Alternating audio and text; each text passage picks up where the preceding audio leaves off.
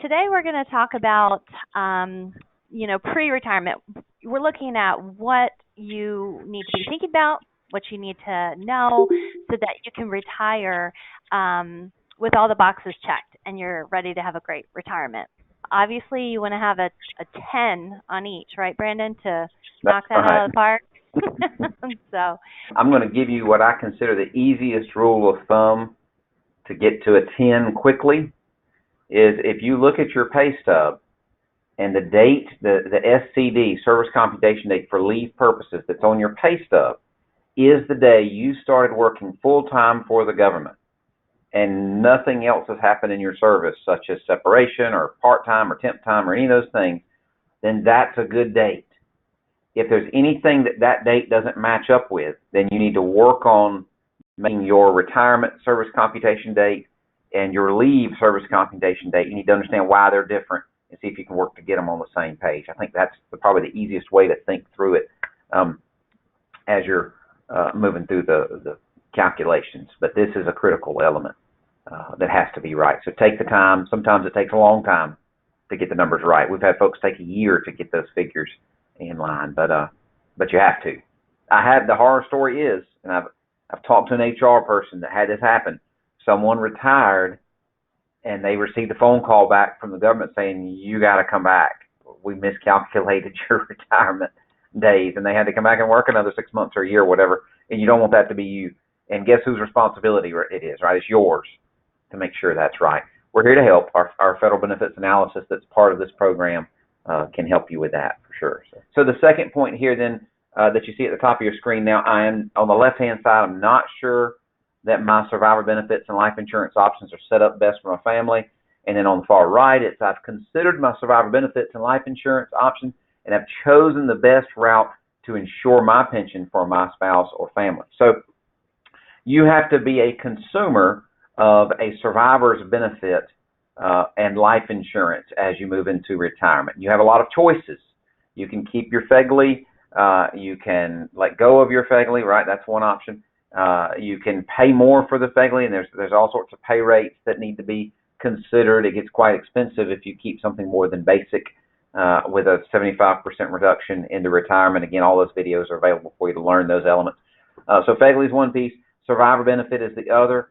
For our FERS employees, right, you either for a 10% of your annuity cost, so you're paying for this benefit, 10% of your annuity, you die, your spouse gets 50% of that annuity.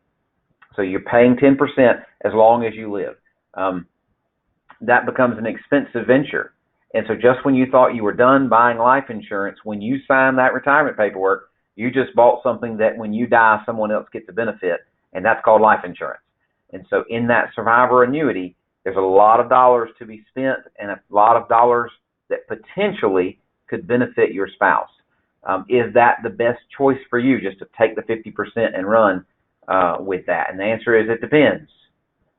Depending on your age differential between you and your spouse, and your other assets that you have, you may need to look carefully at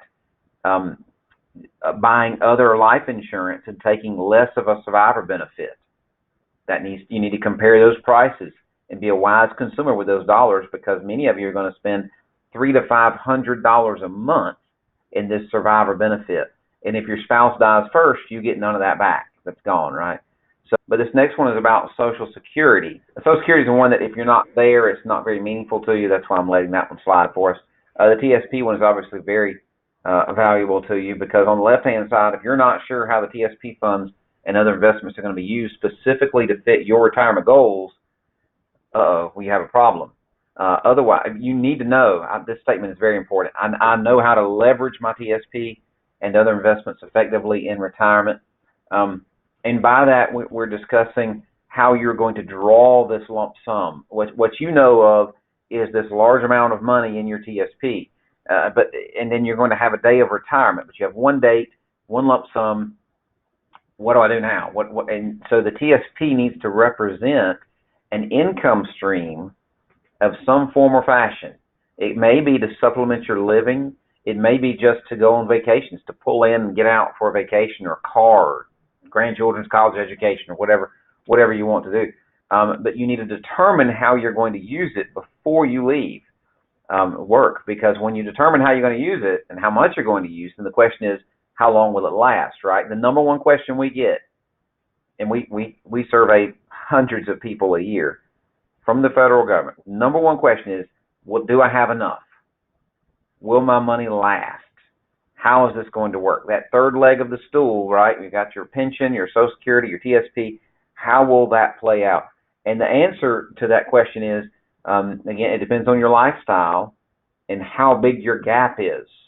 So once you figure in what your pension and your Social Security is going to be, you have a standard of living that you're enjoying today.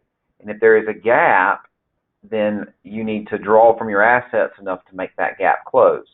If you do that, will that money last? So you invest your money and you build your plan not for the day of retirement, but for the decades to come. Let's go to the next one.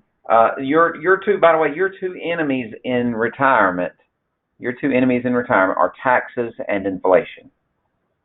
And so you must have a specific game plan of how you're going to attack taxes and inflation.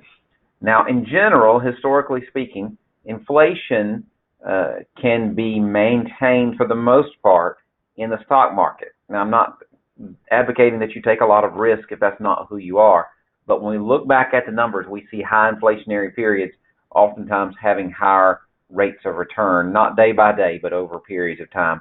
And that's a way to keep that at bay, if you will. One way, potentially. Second is dealing with taxes. Now, we know that historically, as of 2019, we're in a low tax environment. Right or wrong, that's what we're paying in tax. And so the question that you have to ask is, do you think taxes will be better or worse for you personally later? Will you pay more or less? And the general consensus is, well, I'll be retired, I'll have less money, so I'll pay less tax, and I'll be older, so I'll pay less tax. The real concern, though, is if you pay less taxes because you have less money, and I bet if I had each of you in a conversation, I bet all three of you would say, I don't want to live on less money. I'd like to keep my lifestyle about where it is today. And if your lifestyle is where it is today, then I think you should expect your tax rate to be about what it is today. And if taxes were to go up, you would expect to pay more. So you may be paying 22 cents on the dollar right now. You're building this TSP that's tax me later money, right? It's for most of you, most of the money in the accounts, I know just because of doing this so long. The traditional TSP, Roth hasn't been around that long. Most people don't use Roth still, although it's a great thing. Lots of good videos on that, by the way. We spent a lot of time educating that particular piece. But since that is the case for most of your money, most of the time here, you are waiting to pay taxes until later. And so I ask you, would you like to pay the 22% rate that we have now, or pick a number? What if it doubled? You're paying 44%. That'd be bad, wouldn't it? You're not in control of that. So you need to have a plan that minimizes the impact of taxes, because taxes have a direct effect on how you can spend your money. You have less to spend if you give the government more, right? That's the basics. And you need to be careful of that. So that is taxes. I've kind of addressed FEGLI when we talked about survivor benefit. You do need to understand how that federal employee group life insurance works, and all those numbers are clearly laid out in the videos as well. And then we culminate in this last statement. You can't retire. Really, you need to, if there's one you need to get a 10 on, it's this one. I'm not certain my income will meet my needs in retirement, or I am confident that my income will meet my long-term retirement needs. Look at that statement. Do you know that now? Are you confident in that? If that's not a 10, then you have work to do. And that's great. Do the work. Do the work. But don't settle for, yeah, I'm pretty confident. I mean, build that as much as you can. Build on that. Get help. Seek counsel. Do it, get whoever you can. We're glad to help you get some of those elements and keep working till it solves itself.